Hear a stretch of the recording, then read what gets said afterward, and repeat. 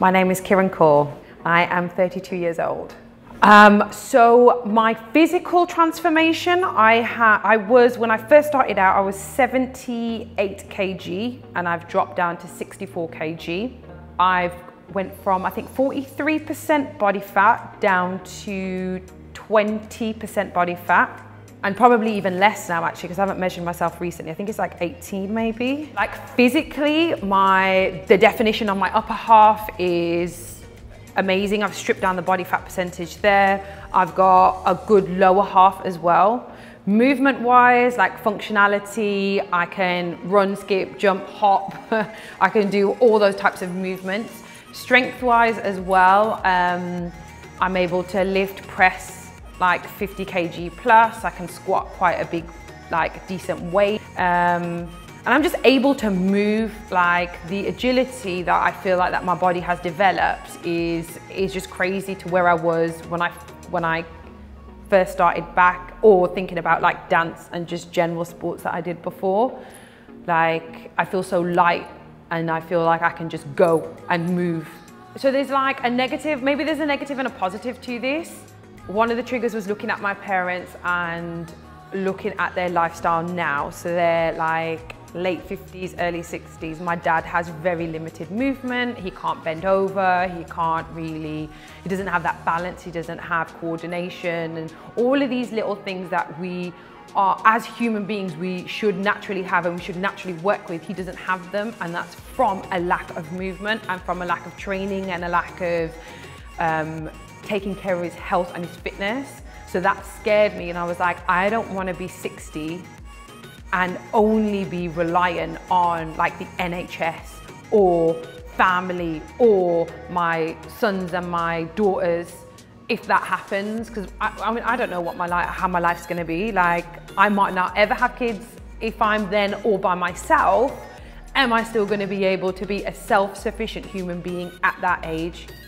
And I think that was one of the things that like was so important, because I don't want to, say I do have children, I don't want them to have to feel like, oh, she's my mom, I have to go around and help her. I want them to go out and live their life and enjoy the world and what it's got to offer. I don't want to be like a burden on anybody.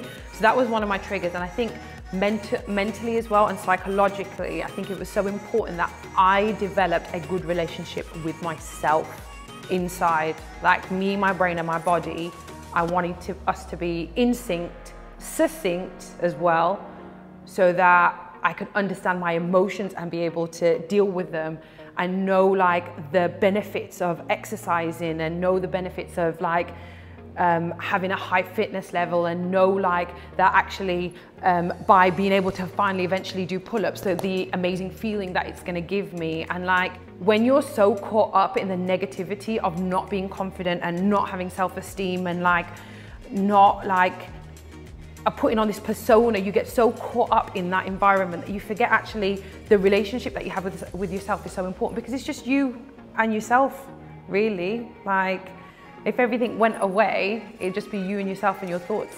And I think it's so important that you have that healthy relationship. I feel like I've got now a really good relationship with my body. I understand when something's wrong. I know that, like, say I've hurt myself, I know instantly what's wrong, how to deal with it. And even emotionally as well, like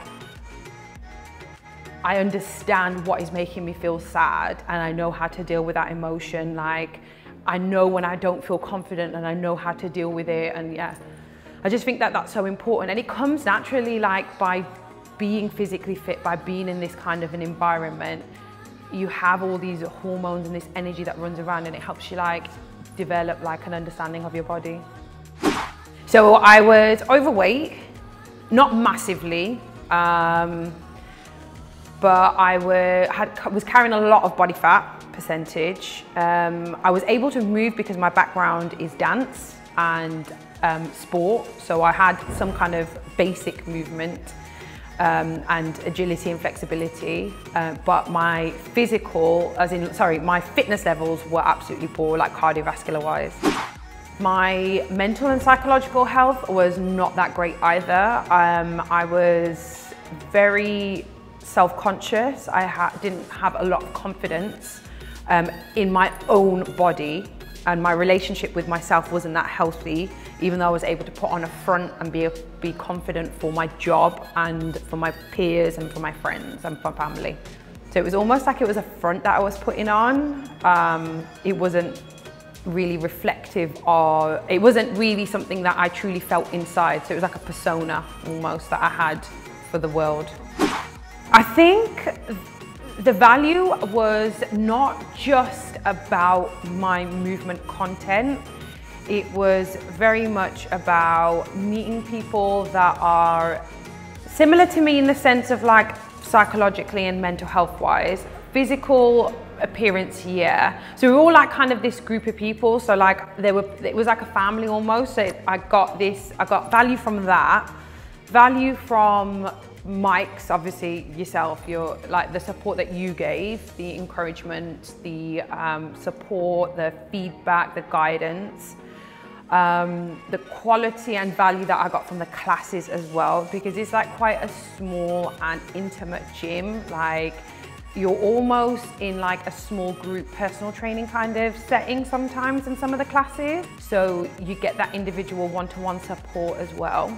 And yeah, I think it's just like overall as well, me being in this environment and being with people that are in the same position and having yourself and the support and guidance, it just helped develop my self-esteem, my confidence, and just everything. Like I developed a better relationship with myself and my body and my mind.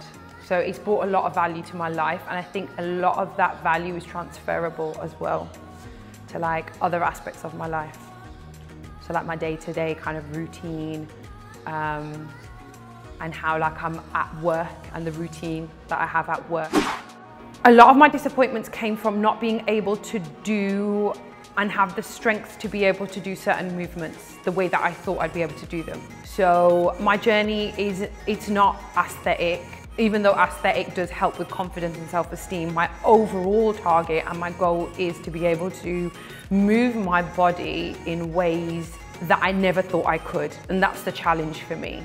So not being able to squat 100 kg, that would be a disappointment, because in my mind that's the target.